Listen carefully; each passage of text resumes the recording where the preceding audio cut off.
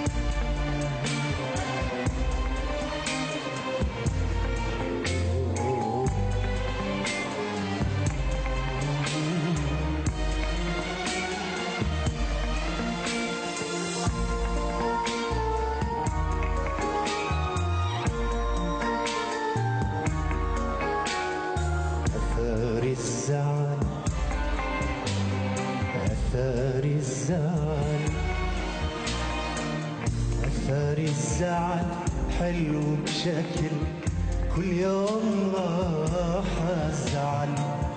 ليلة أمس مثل الملك تراضيني وتدلل، سمعتني من أحلى الغزل وأهدتني جمرات القبل. ليلة ولا بشهر العسل منها ولا أجمل. زعل حلو بشكل، كل يوم راح الزعل. ليلة أمس مثل الليل راضيني وتدلل.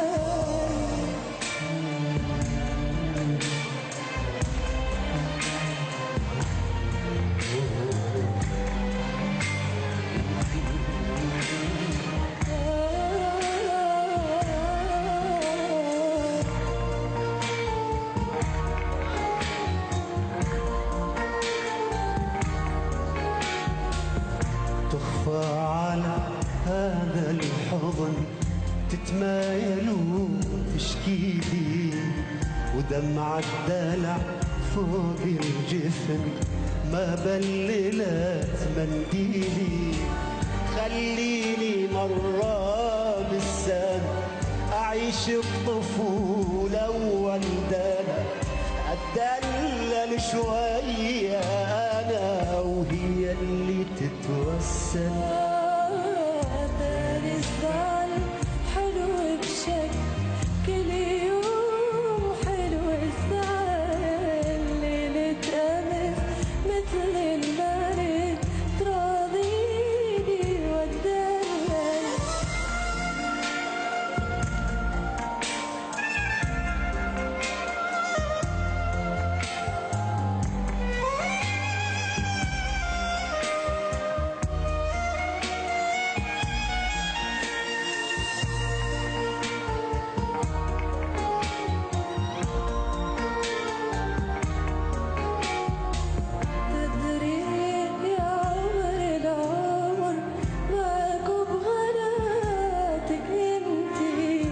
تشتعل أنفاسي جمر لو شفتك لهدي.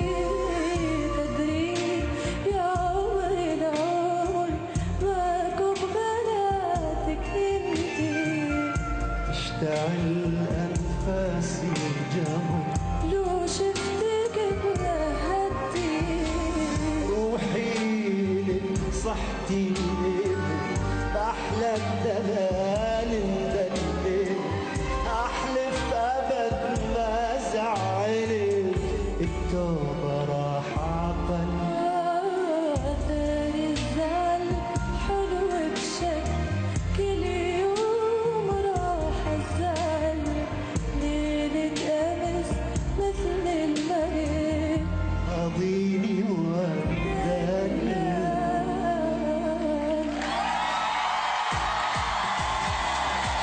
تحية كبيرة لضيفنا في الأمسية لهذا اليوم الفنان كاظم الساهر، وتحيه لميسة اللي حلت بالمركز الاول خلال هذا الاسبوع. برافو. الفنان كاظم، ميسة حصلت على المركز الاول هذا الاسبوع، شو رايك بادائها في هذا؟ يعني ما شاء الله على الحنان اللي بصوتها، الحنيه اللي بصوتها، وهي غنت في سالتها على الاغنيه، قالت لي كل ما ارد ابدا تدرين يا عمر العمر ماكو بغلاتك انت، قالت اتذكر امي وارجع ابكي. وبعدين لما سوينا بروفا كل ما تريد تغني المقطع هذا ترجع تبكي. قلت لها شو؟ قالت لي شاقيت الامي، فالمقطع يذكرني فيها. تحيه كبيره لها. ميسة، في كثار حاسدينك على مكانك الحين وانت مغنيه بجانب القيصر، قولي لي كيف كان الاداء؟ الحمد لله، فرحانة برشا اللي غنيت مع المطرب كاظم الساهر، وهذا يشرفني أكيد، وفرحانة.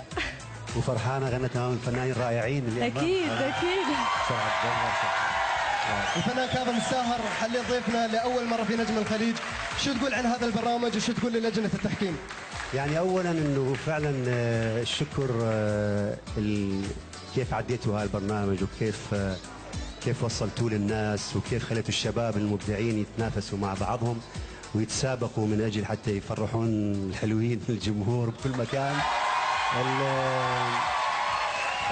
وشكرا للاساتذه اللي يعطون من خبرتهم ويعطون من نصائحهم، واعتقد هذه يمكن فرصه عظيمه لاي شاب في بدايته. يعني يمكن احنا يعرفون كيف كانت البدايات زمان، ما نلقى هذا الدعم ولا نلقى هذا الطريقه، انه بحيث يعني اوكي في اساتذتنا يشجعونها، بس الدعم الحقيقي اللي ورا الشاب انه هاي فرصه عمر بالنسبه له، لازم يتنافس بطريقه جميله الحلوه. اكيد. تحيه كبيره للقيصر ضيفنا لهذا اليوم، الف شكر لك، شكرا يا ميسة.